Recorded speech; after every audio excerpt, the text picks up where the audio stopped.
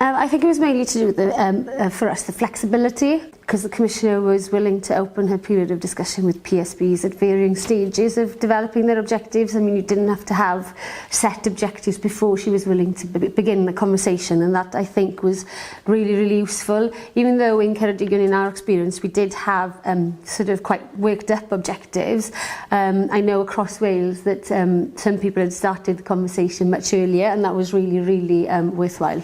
We didn't think that maybe the process was as iterative as we'd had hoped, but the contact we did have was really interesting and informative.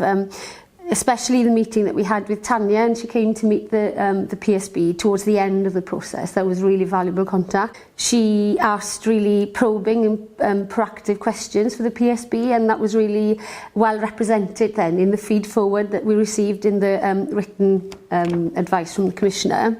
I think that gave the PSB a bit of confidence and that their opinions were being recognised and opinions heard.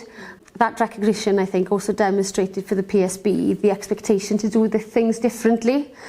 So without it seeming to be an overt monitoring role, it did sort of foreground the need for change, which was really good. And then the written advice and feed forward was really well received by the PSB. And it did really provide useful information for the project groups who are now tasked with delivering the plan. And we feel that it's a really useful resource that we reference regularly. We go back to it on a regular basis and still use it. It just reiterated and strengthened the need for us to change our processes and our structure.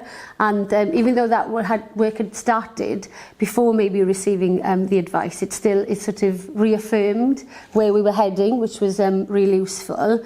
And I don't think sort of, as far as the plan was concerned, it was changed quite significantly as a result of the advice that we received.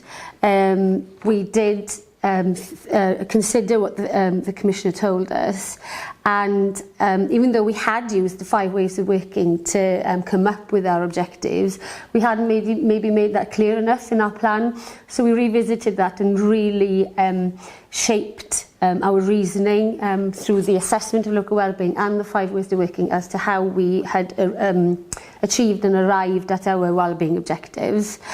And also the advice invited us to reconsider how what we express in the plan contributes to each of the wellbeing goals.